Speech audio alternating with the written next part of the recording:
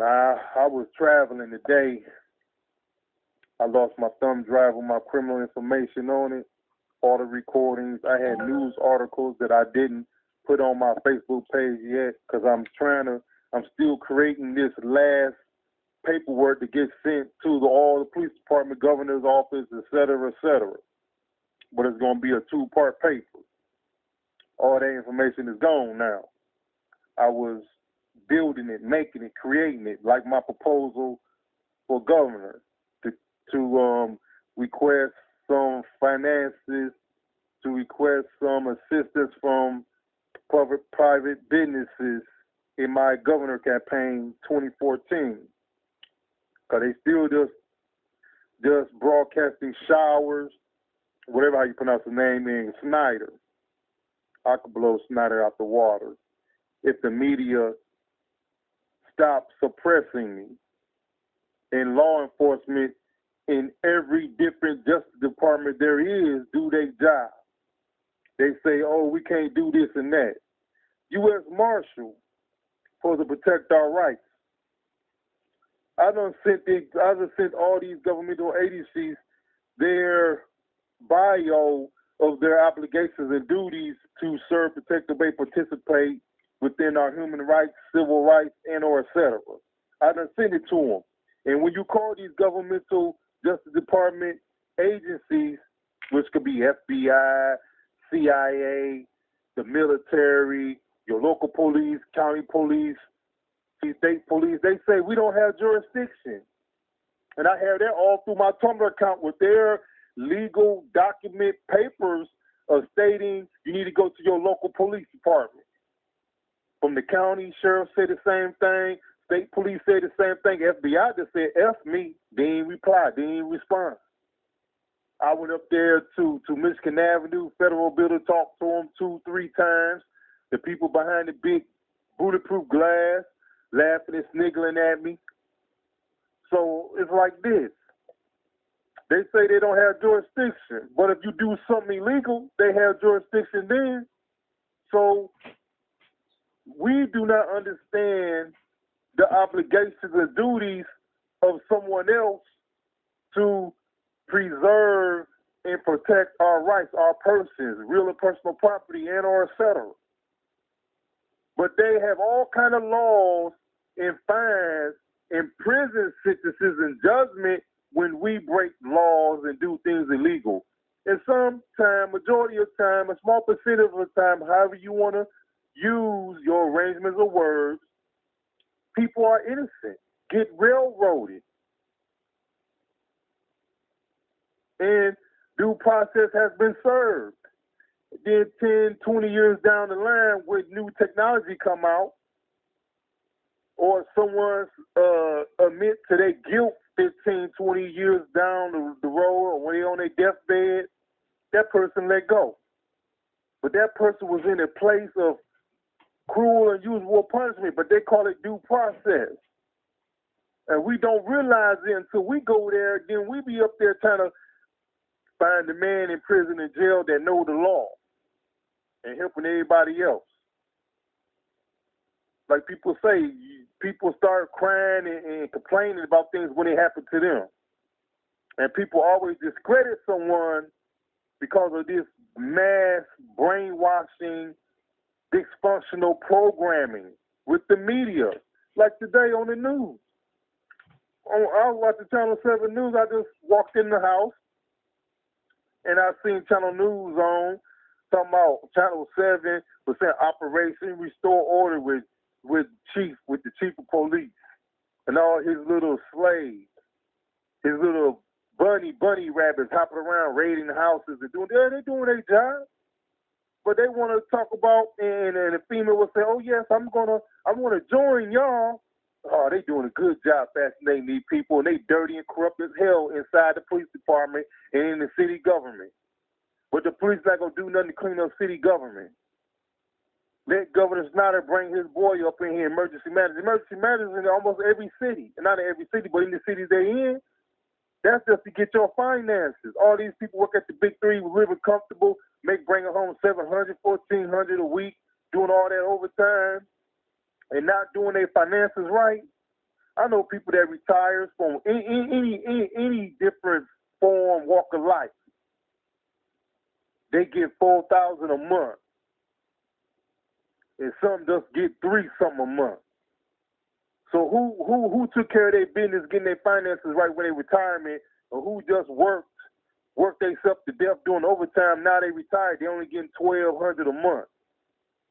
They ain't living large no more. They ain't riding them big old fancy loaded cars with all the chrome trimmings, tinted windows, bells and whistles. They on a bike. I see these people. They're on the bus with me. My situation is different from them, but it's all the same. Sometimes you do it to yourself. Sometimes you're unaware. Sometimes you're not told things properly. And other people do what they have to do because they're thinking in advance. Some people is living for that moment, and other people doing their finances so when they retire, they're going to get at least 4 G's a week. 4 G's a month. Now, I went down to the police station. I had my little thumb drive. I lost my thumb drive at the bus stop. I seen the dude when he picked it up, but I wasn't paying attention because I had one in my pocket, but I didn't realize I didn't have that other one. And so when I go call DOT to get a FOIA to get a copy of the video on that bus, they telling me all kind of wise crap. Lady telling me, I'm gonna put the audio recording when I was talking to her and when I went to the police station. No, when I called the police station. And you just imagine what they told me in person. I could have recorded it, but man, what I went through to get through that metal detector in the front door was very stupidity. But they are the bosses. They suppress our due processes, our human rights, and dictate what they can and can't do. And I know they was going to tell me I have to get an attorney. And they were trying to diss me. They say, just call on the phone. Why don't you call on the phone and make a police report over the phone? I did that in the past. I went in person, made police reports, and didn't do no good. I said, I'm coming down there right now. I'm going to let you know who I am. My name is Clyde Darnell Lynch, and I'm about to hop on a bike, and I'll be right down there. Went to the police precinct. DOT told me I had to go make a police report. I said, man, it's the weekend. The cameras, if they in the loop or whatever, I need to get that information. And she just dissed me and said, there's nothing you could do. She could do. I said, can you put a hold on it? Pull it. So that information will be secure. I can't do nothing, sir. You over talking me. Then she was over talking me. I wasn't over talking her. Maybe I was, but not in the way she was over talking me, trying to make me submit to the bullshit she was telling me. Because she don't want to do no paperwork. It's time to go home. It's the weekend. We're getting off early, holiday weekend. I understand all that. But these fools couldn't even trying to tell me what I need to do. They couldn't even stop the Wayne County executive to give the DOT money to SMART. So how the fuck I'm gonna listen to them? And then their union didn't even know what to do, and the union supposed to be there to protect their rights. And the union couldn't do nothing. Nobody couldn't do nothing. I'm gonna tell y'all this. It's like on my mayor's shirt. People say that's a lot of writing, but this information that I have on my shirt is mind blowing to me. You don't understand what you're reading, but you believe what you see and hear in the media and what people tell you. Wrong, if it applies. Ooh, legalese is a special language of the legal profession, you know, and they say we were confused by the legalese in the contract. So that's that attorney's special language to deny your human rights. Then you look up the word alienable, transferred to another ownership. So that's what the emergency manager doing in public-private businesses when they come in and buy the city tax-paid stock that we own. Who get the money when they get sold? When our property, tax-owned property get sold that would have been abandoned for years, who get that money? We don't get to get it. We don't see it. It don't help our services. Somebody get that money or just sit there and accumulate interest.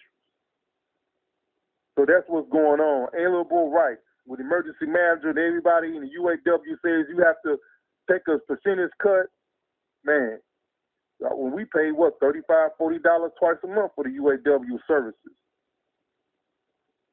Inalienable rights. That means incapable of being alienated, surrender, or transfer. So all that stuff the emergency manager doing and city council doing, all it's for the best for the citizens. This lady handed me a Brenda Jones paper when I was at the little conference Saturday at University, Mercy, Detroit University up there on McNichols and Livernois area. She handed me that paper of Brenda Jones. I looked at the paper, I looked at her. I looked at the paper again, I looked at her. I said, well, she don't know. She fascinated and charmed by this lady. Man, I got so much stuff I done sent to them, and they ignored it, all this information like I have on my Facebook page, and they still say, you need to get an attorney. You come to the city council meeting and state your claim. You only have a minute and a half to speak it, but my email tells you everything. In my faxes, in my phone conversations. But nothing's being done. But they can sell the city out of its socks and still get a tax paid, get a tax payment from the citizen. Service rendered 100% A-OK. We still paying them, and they ripping us off, and they gonna have their little nice pension when they retire. Remember Wayne County pension deal? Then you have inalienable rights, incapable of being alienated, surrender, or transfer. I think I already did that. Inalienable rights. So unless you committed a crime, nothing can be taken from you. And that's what all you have to realize. If they say we have to do this, we have to, if the government is paying $1 billion to people overseas, and about to get another $2 billion to combat the immigration, take that $2 billion, build up that country.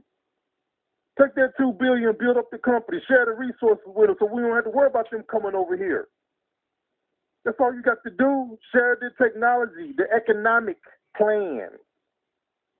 Not the powers that be, the New World Order. Because like I said, I flip it on them and say the Constitutional New World Order is what I'm going to bring. The Constitutional New World Order is what I'm going to bring. But I'm being suppressed and ignored by my fellow citizens. In government, police, denial, non-compliance of due process, service, protection, obedience, participation. And I was just at the conference, like I said, this Saturday, June the 28th. They was up there talking about, we want to get some feedback from the citizens. And like I said, the commissioner of police, I'm sitting right there in front of with my mayor's shirt on. And he said, we have to embrace the change. So you want pocket change or constitutional change for the better, not for the worse? Governor Snyder ain't no good. Mr. Shower, hey, he's another ringer. Then I hear somebody named Brown. Wait till I get a hold of them and send them an email of my situation. It's gonna get no non-compliance. Like the president race the last president election. I sent them people my information, I sent them CDs. I emailed them. I called. I ain't heard nothing from them, not even President Obama. Now this 2014 Detroit Neighborhood Police Officer Conference Survey, so they want to help the citizens, and citizens want to help the police to do nothing. And we paying them. They riding around and donated nice cars. We putting it on the bus, not getting good transportation services. The road companies come, dig up your neighborhood block to do some repairs in your neighborhood streets or et cetera, and they just fill the hole up with some black tar, put some thick sheets of metal on the ground. Do the other cities do that stuff? I don't think so. If they do, they'll fix it the right way. You see how half-ass service we get, and we don't complain. We accept that shit. I've been seeing that since I've been a little kid. And people say, you complain for the little stuff, and then you get the big stuff. That little stuff is nothing to complain about. That little stuff, we need to start writing tickets.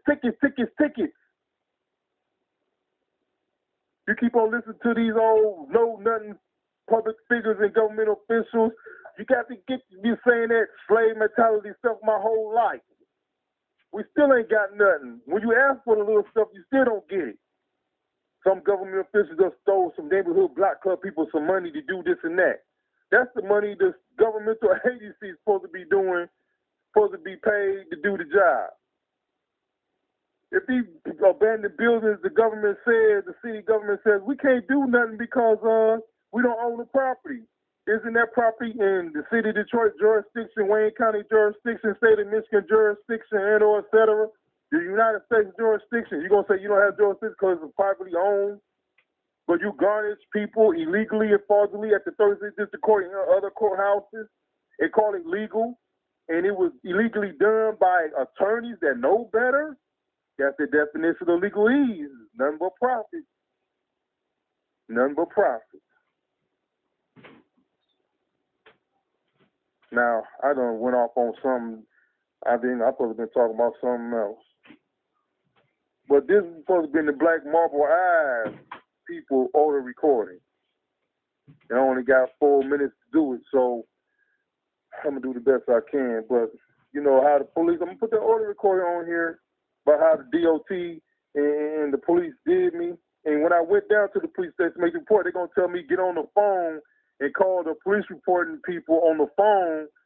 And that's what you told me when I was at my house. And I told you I'm not doing it. I'm coming down there to do it right then and there. And then when I got there, they tried to blow me off. And I'm like 3 minutes talking to the police officer to go through the metal detector, because you know 6th Precinct got shot up. You know, the dude went in there with a shotgun. They got metal detectors now, and you get searched when you walk through the door. I'm there 3 minutes talking to him. I'm like, sir, I'm going to tell you something, and I'm going to say it to 2, 3 other people, the same thing I'm telling you. I know you there to assist me to get to the right person, but after I talk to you, I'm going to the front desk, motherfucker, so what the fuck you holding me up for? And I said, man, I talked to the people on the phone before I came up here, so they already know what I'm coming for. And then when I get there, she said, oh, yes, you called. Yes, I talked to him. Yeah. I'm over there 3 minutes talking to the officer trying to tell him, man, I ain't got to tell you shit. Just search me and let me go. I'm going to go to the front desk, sign my name on the clipboard. What else do you want? So I got to tell this dude information I don't want to tell him. And I'm telling him, man, I already called up here. They know I'm coming up here. I already told them what I'm coming up here to do. Sir, I'm just asking you all these questions. I said the same shit to the person over the phone, and I had to tell her again when I got there. And then if he go to investigate, I'm going to have to talk to investigate, tell him the same thing. So why this punk fool at the door trying to intimidate people like he was going to escort me out of there? Put manhandle me. I don't know why these male officers always like to touch it on men. Searching them, pulling up their shirts like they undressing them. I hate that stuff. Man, I got on steel-toe boots, man. I empty my pocket. You pat down my pocket. You touching my waist. You pulling up my shirt. You going, touching all on somebody. I don't like that stuff. But that's what we got to go through. Grown men touching grown men. Because if the police was doing things right, they won't have to worry about nobody coming up there and shooting their ass. But you always had them crazy people. And they try to label me that with their fraudulent police report. Now I just busted their ass on Facebook. I busted their ass years ago. I busted them in 82. I was a little fella. In elementary school. Middle school, I bust them again. High school, I bust them 2, 3 times. When I get out of high school, I bust them again. Now I'm busting them on Facebook, and I'm still ain't getting nowhere. I'm still not getting no due process. I know who in the pocket. I know who on the payroll. They on the tax dollar payroll. We still ain't getting no service. But somebody else paying them, and they doing exactly what they getting paid to do nothing. But make us pretend that they doing their job with this media fascination and charming. Then our community activists and public figures assist them with the brainwashing and charming. Dysfunctionally programming us. And people like, yeah, already blew them out the water when they talk about that new strapper legislation. I'm like, why they lying to us? Using the media to lie to us. I'm out.